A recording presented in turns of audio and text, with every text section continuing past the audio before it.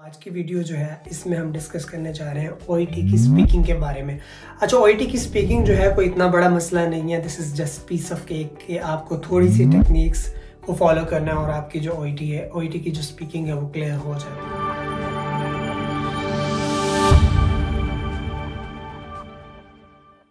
Hello everyone, this is Mohammed from nursing insiders and welcome back to this brand new video. आज की video जो है इसमें हम डिस्कस करने जा रहे हैं ओईटी की स्पीकिंग के बारे में।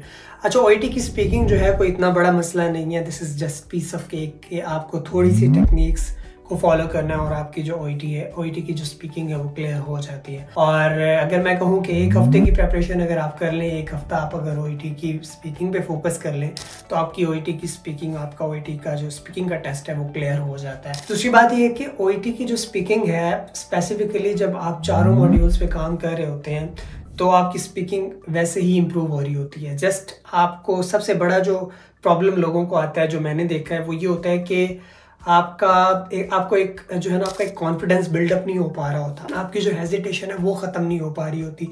जैसे ही आपकी हेजिटेशन ख़त्म हुई, आपका कॉन्फिडेंस थोड़ा सा बिल्डअप हुआ, आपको बोलने का थोड़ा सा एक कॉन्फिडेंस आया तो आपकी स्पीकिंग समझे क्लियर है। तो उसके अंदर जो मेन कंसर्न होता है वो यही होता है कि आप, वो कहते हैं ना कि reading produce writing and listening produce speaking. आप जितना सुनेंगे आपकी स्पीकिंग उतनी इम्प्रूव होगी। ये एक आजमूदा एक वो है, एक तजर्बा है मेरा। मैंने इसको एक्सपीरियंस भी किया है कि जितना आप लिसनिंग करेंगे, जितनी ज़्यादा आप लिसनिंग करेंगे, उतनी ज़्यादा आपकी स्पीकिंग इम्प्रूव होगी। अब इम्प्रूवमेंट आना स्पीकिंग के अंदर आपको, अब देखें, लिसनिंग से ये होता है कि आपका माइंड, जब आप लिसन करते हो, लिसनिंग के बाद आपका माइंड प्रोसेस करता है। प्रोसेस करने के बाद आपके माइंड के अंदर इंफॉर्मेशन कलेक्ट होती रहती है।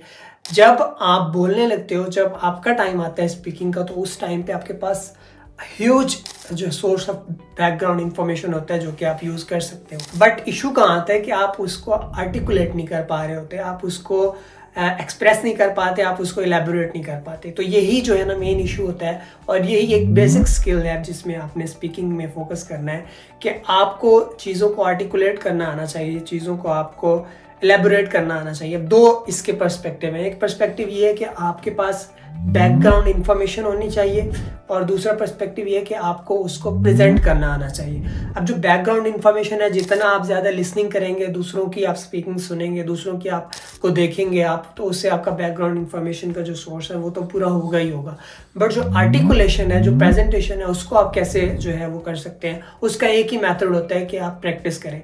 अब प्रैक्टिस में क्या होता है कि आप सेल्फ स्पीकिंग कर सकते हैं, अपने आप से बातें करें, अपने आप से जो है इंग्लिश में मिरर के सामने स्पीकिंग कर लें, या फिर जो है ना आप अपने किसी भी फ्रेंड के साथ स्पीकिंग कर सकते हैं। इवन आप जब स्पीकिंग कर रहे हैं तो अपनी स्पीकिंग को रिकॉर्ड करें, रिकॉर्डिंग के बाद उसको सुने बार बार कि आपने कहाँ पे क्या बोला, किस चीज़ को किस तरह से करेक्ट किया जा सकता था, किस तरह से मैंने अगर ये फ्रेज़ बोली है तो मैं इस फ्रेज़ को किस तरह से बेहतर तरीके से बोल सकता था। तो ये चीज़ें होती हैं जो कि आपने स्पीकिंग के अंदर इसका ख्याल रखना होता है। अदरवाइज़ कोई इतना बड़ा चैलेंज नहीं है स्पीकिंग। अब आप कहेंगे कि तुम उर्दू क्यों बोल रहे हो, तुम इंग्लिश क्यों नहीं बोल रहे? क्योंकि मेरा ओईटी पास है भाई, मैं यहाँ पर जॉब कर रहा हूँ, तो मुझे नहीं फ़र्क पड़ता कि मैं इंग्लिश बोलूँ, उर्दू बोलूँ। तो मुझे पता है कि मेरी इंग्लिश इतनी है कि मैं इनसे कम्युनिकेट कर सकता हूँ। मैं कर रहा हूँ, मैं जॉब भी कर रहा हूँ, तो एज इट इज़ मुझे कोई इशू नहीं है। तो आप लोगों के लिए भी इतना कोई मसला नहीं होना चाहिए कि आपने जॉब करनी है तो आपकी इंग्लिश इतनी होती है, इतनी हो जाएगी कि आपका टेस्ट क्लियर हो जाता है। टेस्ट की जो टेक्निक्स हैं, जो क्राइटेरिया है, वो आपने फोकस करना है। जिस तरह की स्पीकिंग का ओईटी की वेबसाइट पर जो क्राइटेरिया मौजूद है, उस क्राइटेरिया को आपने फोकस करना है। उसके अंदर जो है आपका एक क्लिनिकल क्राइटेरिया है, आपका एक लैंग्वेज क्राइटेरिया है। अब क्लिनिकल क्राइटेरिया के अंदर आपका रैपो बिल्डअप है, आपकी एम्पैथी है, आपकी सिंपैथी है, पेशेंट के साथ आपका इंगेजमेंट है, वो सारी की सारी जो चीज़ें हैं वो आ रही हैं। उसके अंदर लैंग्वेज का क्राइटेरिया है, आपके फॉर्मुलेशन ऑफ सेंटेंस है, ये सारी की सारी चीज़ें जो है ना, ये आपने फोकस ज़रूर करना है। वो भी कोई इतनी बड़ी और इतना कोई लंबा चौड़ा काम नहीं है जिसमें आपको परेशान होने की ज़रूरत हो। तो स्पेसिफिकली आपको ये चाहिए कि जब भी आपने स्पीकिंग की प्रैक्टिस करनी है तो उसमें आप ज़्यादा से ज़्यादा लोगों को सुने, ज़्यादा से ज़्यादा लोगों की स्पीकिंग्स को सुने। उससे ये होगा कि आपकी अपनी स्पीकिंग इम्प्रूव होगी। यही फंडा है जो मैंने किया था। मैंने 3 दफ़ा दिया टेस्ट, टू बी ऑनेस्ट। मेरा तीनों दफ़ा में स्पीकिंग क्लियर हुई थी। हाँ, एक गलती मैंने की थी लास्ट टाइम में, मैं और कॉन्फिडेंस हो गया था स्पीकिंग के अंदर। मुझे ये था कि मेरी पहली 2 अटैम्प्ट्स में तो बड़े अच्छे मार्क्स के साथ स्पीकिंग क्लियर है, तो इसमें भी हो जाएगी। मैंने फोकस नहीं किया था। फोकस क्या नहीं किया था, मेरे पास बैकग्राउंड इन्फॉर्मेशन थी बट आर्टिकुलेशन में मुझे प्रॉब्लम आ रहा था। मैंने प्रैक्टिस नहीं की थी।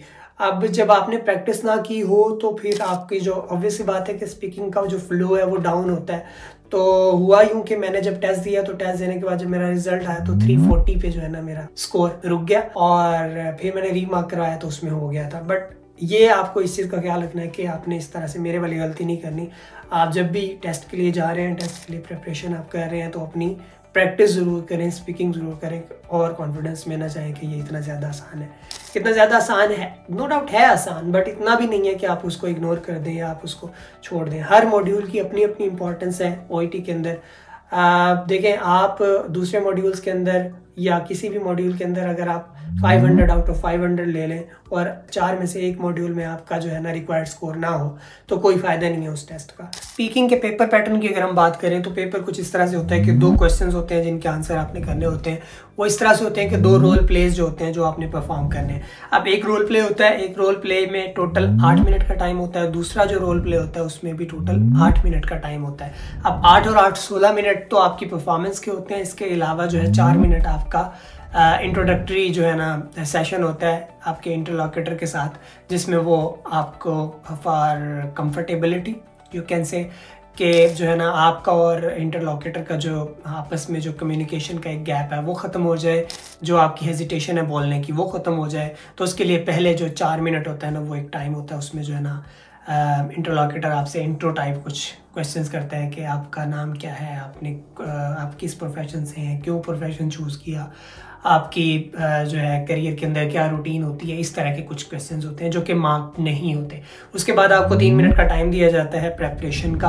आपको रोल प्ले कार्ड दे दिया जाता है, पहला कार्ड दिया जाता है, वो कार्ड आप पढ़ते हैं, उसमें नोट्स आपने बनाने हैं, उसको आपने रीड करना है, आपने अपने माइंड के अंदर उसकी मैपिंग करनी है कि किस तरह आपने जो है इस इंफॉर्मेशन को प्रेजेंट करना है। वो सारे का सारा आप कर लेते हैं 3 मिनट्स में। उसके बाद जो है ना नेक्स्ट 5 मिनट्स के अंदर आपने वो स्पीकिंग स्टार्ट करनी होती है और आपने बोलना होता है। अभी स्पीकिंग जो है, इसके अंदर स्पीकिंग करने के लिए आपने वो क्राइटेरिया अपने माइंड में रखना है जो ओईटी की वेबसाइट पे ओईटी का मार्किंग क्राइटेरिया है। इसके बाद आपका ये ख़त्म हो जाता है। दूसरा आपको 3 मिनट्स फिर दिए जाते हैं दूसरे रोल प्ले कार्ड के लिए। वो आप उसके लिए वैसे ही प्रेपरेशन करते हैं, उसको रीड करते हैं, माइंड मैपिंग करते हैं, और फिर 5 मिनट आप उसमें दोबारा बोल रहे होते हैं। तो ये टेस्ट होता है। ये 2 रोल प्लेज होते हैं, इसमें आप परफॉर्म करते हैं, देन आपका टेस्ट एंड हो जाता है। अगर आपका क्लियर है, आपका क्राइटेरिया पूरा हो रहा है, तो ये हमें चाहिए। हमें ये नहीं चाहिए कि आपका जो है ना ज़्यादा मार्क्स आ रहे हो। तो इसलिए फोकस करें। Stay tuned, see you soon in the next. Bye.